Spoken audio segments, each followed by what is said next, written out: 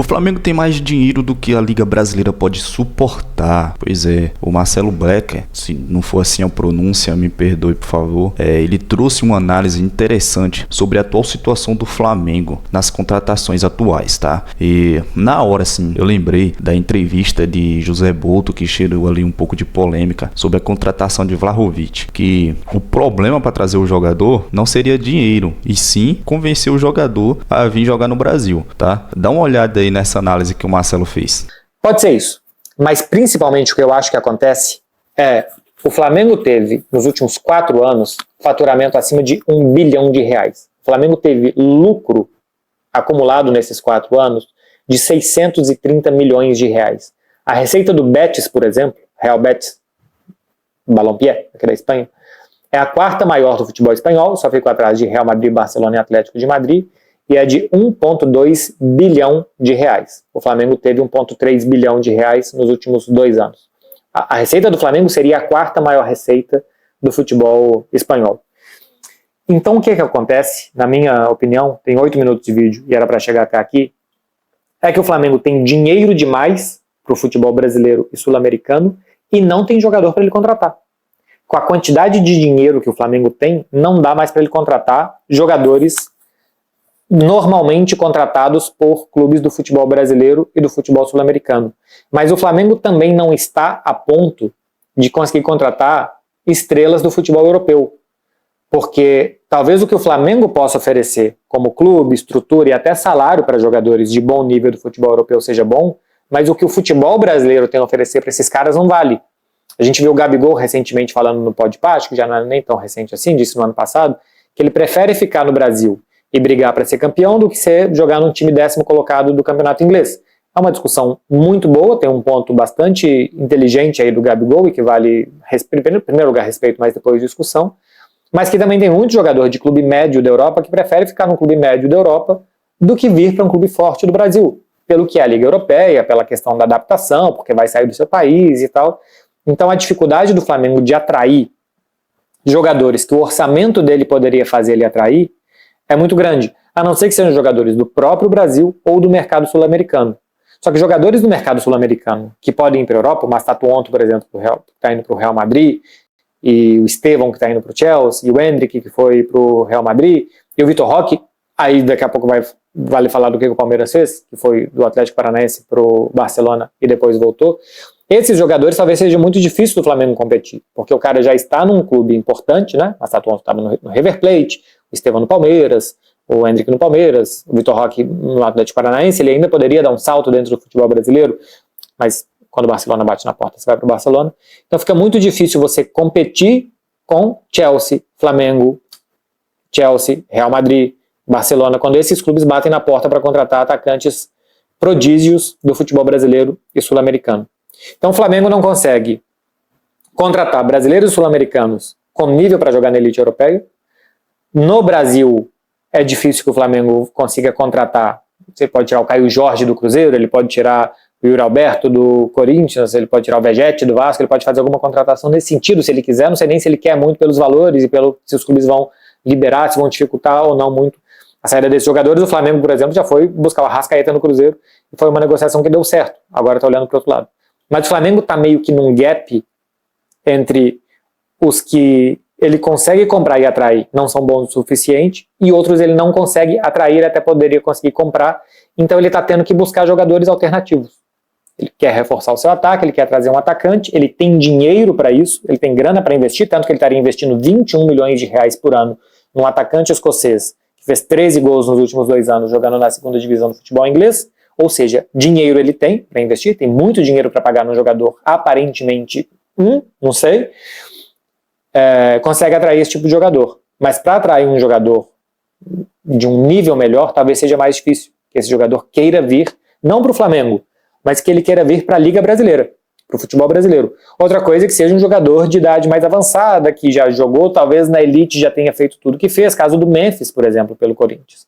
O Memphis tinha jogado no Manchester United, no Lyon, no Barcelona, no Atlético de Madrid, ficou sem clube, tem uma forte ligação com o Brasil. O Memphis já tinha bastante conhecimento do Brasil, tem muita gente que é amigo do Memphis, que trabalha com o Memphis brasileiro, e ele acabou aceitando ir para o Corinthians. O Braithwaite é um exemplo de um jogador de segunda divisão do futebol espanhol que aceitou ir para o Grêmio, que tinha até passado pelo Barcelona, mas antes disso Leganés e clubes menores da Espanha e do futebol francês, e que aceitou jogar no futebol brasileiro. Então, é um curioso caso de um clube que tem dinheiro, que é competitivo, mas que está numa liga que não consegue atrair jogadores para esta liga e não para este clube.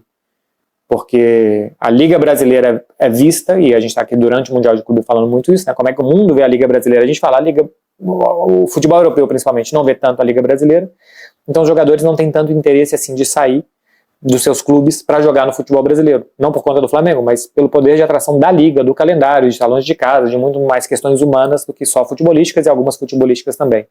Sem contar que se a gente for olhar jogadores mais ou menos do nível de valor de mercado desses que o Flamengo está buscando, eles têm também normalmente um salário ainda bastante alto. Peguei aqui só alguns exemplos que eu fui olhando aleatoriamente, sem nenhum tipo de informação, o Flamengo busca esses caras e tal, mas por exemplo, o Chiesa, Federico Chiesa, passou pela Juventus, a última temporada praticamente não jogou no Liverpool. Não é um centroavante, seria um jogador mais de característica parecida com a do Okafor, que o Flamengo tinha procurado. O salário dele é de 10 milhões de euros por ano. O salário do Chiesa, se ele fosse liberado de graça para jogar no Flamengo, seria de 65 milhões de reais por ano, 64 milhões de reais por ano. O Embolo, que é um atacante mais de área, um atacante mais forte, físico, do Mônaco, ganha, segundo o Capola, de 3 milhões e meio de euros por ano. Faz isso aqui vezes 6, ele ganha 20 milhões de reais por ano. O Mike Johnston, contando o transfer, porque você ia ter que comprar o Embolo, convenceu o Embolo, o Mike Johnston ia custar 20 milhões de reais por ano e seria só o salário do atacante suíço, que joga no Mônaco.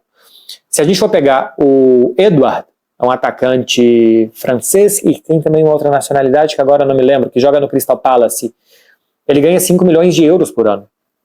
Ganha mais de 30 milhões de reais por ano. O Borja Mayoral, atacante espanhol que joga aqui no Getafe, ele ganha 4 milhões e 500 mil euros por ano. Faz isso vezes 6, dá quase 6,4, dá 30 milhões de reais também.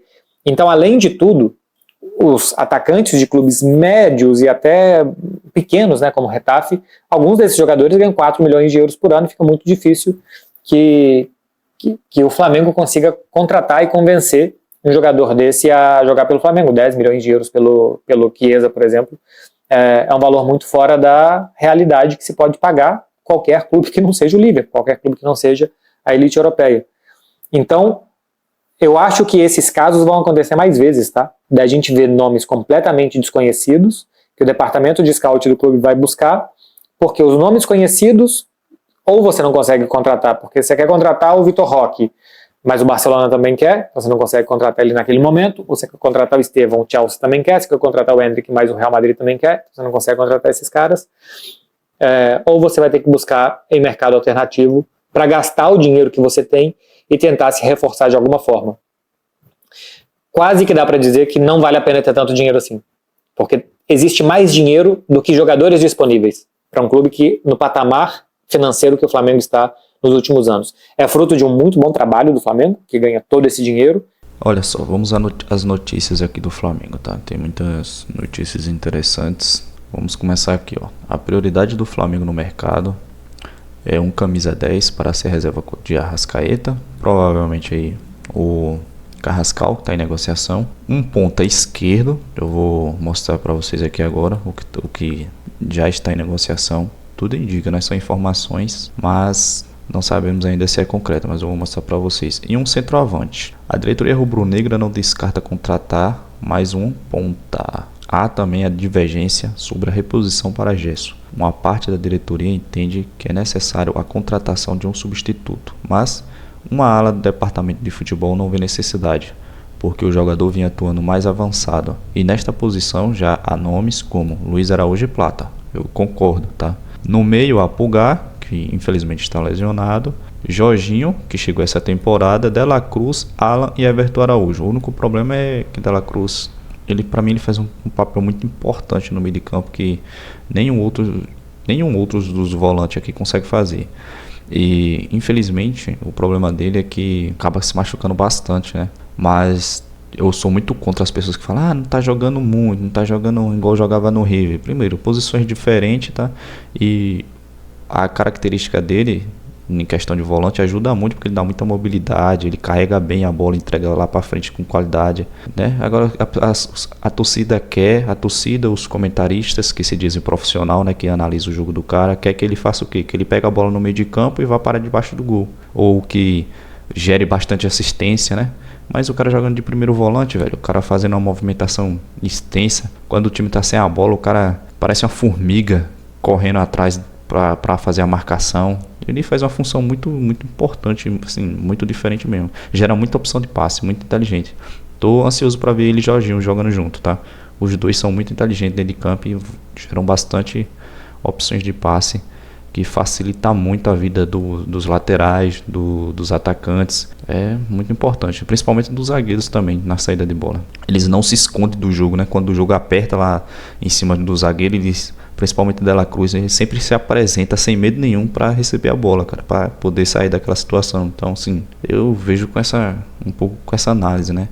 Diferente da maioria aí que acredita que ele ainda não mostrou o futebol do River Plate. Mas enfim, muito provavelmente um lateral direito também será buscado. Lógico, com a saída de Wesley, né? Porque o Wesley já tem salário e tempo de contrato acertado com a Roma, que deve enviar proposta oficial em breve. Caso a venda seja fechada, o Flamengo só ficará com Varela. Tem Danilo também, né? Danilo, acho que como ele tá na reserva, se Felipe Luiz chegar nele ali e falar pra ele jogar, eu digo que ele joga, hein, cara. Eu acho que ele vai querer jogar. Melhor jogar de lateral do que ficar na reserva. O clube já vinha se preparando para essa saída desde o início do ano e já tem alguns laterais na mira. Olha só, apesar de não ser prioridade, a contratação de um zagueiro também está em pauta. Não sei se tem necessidade, cara. Sinceramente, contratou Danilo e Danilo é reserva. Pra que mais um lateral? Né? O outro pode ser qualquer um da base que os caras são bem. O João Vitor é bom. O Cleito, que tá um bom tempo no Flamengo e não tem oportunidade, mas é um cara muito bom também. Um esquerdinha, né? Muito bom. Olha isso aqui, ó. Há no Flamengo uma discussão sobre o tamanho do investimento que será feito em reforços nessa janela. Recentemente, o clube recebeu uma bolada de 312,6 milhões e 160 milhões da venda de Gesso e 152 milhões da Copa do Mundo de clubes, mas este último valor será alterado por causa da taxação. Há ainda a possibilidade de entrar mais alguns bons milhões na venda de Wesley. O planejamento, que foi recalculado em abril, previa um investimento de 25 milhões de euros em reforços em 2025. No caso aqui, só o valor só isso aqui. No caso, só o valor da venda de Wesley, né? O Wesley vai sair praticamente por esse preço aqui, 25 milhões de euros, e tem os bônus, né? Se eu não me engano, mais 3 milhões de bônus que a Roma vai oferecer. Então é o dinheiro que o Flamengo pretende investir em reforços em 2025. Este valor será superado, mas o plano é de que não ultrapasse muito. E eu concordo, tá? O Flamengo ele tá muito seguro nas contratações para não fazer nada. Não é porque você tá com dinheiro que você vai chegar lá e vai contratar jogador de peso, vai contratar um monte de jogador com salário de 2, 3 milhões de reais, porque futuramente você acaba com o time. Isso é que eles estão pensando a longo prazo, né? O Flamengo faturando mais de 1 bilhão por ano. Se eles manterem isso aqui, cara, daqui 2, 3 anos... daqui 2, 3 anos o Flamengo vai tá insuportável, viu? Insuportável nas contratações. Fora que tem a Copa do Mundo, ó. Fora que tem um estádio, né? Tem que resolver esse problema aí do estádio. Então o Flamengo precisa de dinheiro, então tem que manter, seguro. E o Flamengo hoje precisa de contratações pontuais, né? Não precisa de jogadores estrela. Eu acredito que não. Se o Flamengo for investindo em um jogador assim, mais de peso, que tenha mais nome, eu acredito que será Lucas Paquetá. Lucas Paquetá, ele tá resolvendo já o problema na justiça dele aí. Já tá saindo informações aí que ele foi inocentado. Então, se o Flamengo for investir em um jogador, será ele, até por causa da identificação com a torcida. E é um cara que se encaixa bem nesse estilo de jogo de Felipe Luiz aí. E para ele também seria perfeito ele recomeçar o futebol dele, a carreira dele, recomeçar no Flamengo, tá? Então, se tiver um jogador, eu acredito que seja nele. Tô chutando, tá? Não é uma informação. Aí, agora acabou de soltar essa informação, o GE, né? Acabou de soltar essa informação. Que é o quê? Eu acreditava que só se fosse Paquetá, que o Flamengo ia ser mais contratações pontuais, né? Como eu acabei de falar. E aí, o Flamengo quer contratar um reforço com status maior peso nessa janela de transferência. A diretoria rubro-negra se vê em condições de fazer esse tipo de investimento. Isso aqui Ó, a diretoria rubro-negra se vê em condições de fazer esse investimento, né? Aqui ele tá querendo falar aqui que em condições por questões financeiras, que o Flamengo tem dinheiro, né? Mas muito isso aqui vai por causa da torcida, cara. Muito isso aqui vai por causa da torcida, da pressão da torcida na internet, principalmente essa semana, por causa da contratação lá de Mickey, que a torcida esculhambou a diretoria, começou a pegar pesado aí, né? Que como é que o Flamengo tem dinheiro e faz esse tipo de contratação, tem que vir contratação de peso, contratação de nome. E eu acho que muito isso aqui é cedendo à vontade da torcida, tá? Sinceramente, assim, vendo pelo lado bem profissional, o Flamengo não precisa de jogadores assim estrela, vamos dizer assim, jogadores com... Porque o time tá encaixado, tá? Precisa de contratações pontuais, um ponta esquerda, né? Que Luiz Araújo está jogando ali improvisado, com o Gerson saindo agora, o Luiz Araújo vai voltar para a posição de origem dele, ou então vai ficar improvisado, pode ser Plata jogando ali com o Bruno Henrique ou Pedro na frente. Então, porque Cebolinha e Michael tá muito abaixo, então precisa realmente de um ponta, é o que mais precisa, no meu ver, é um ponta do lado esquerdo, tá? Que aí vem esse carinha aqui, ó, que saiu as informações agora desse moleque, ó. A informação aqui de Castanha Bruno, o Flamengo e José Boto já tem o ponta esquerdo desejado e ele vem da MLS. Antônio Santos, curitibano, revelado pelo Joinville, joga nesse time aí que vocês estão lendo. Confesso, não conheço, mas tá. O cara disse que não conhece, né? Aqui, ó, 18 jogos, 17 como titular, 6 gols, 5 assistências, 6 grandes chances criadas.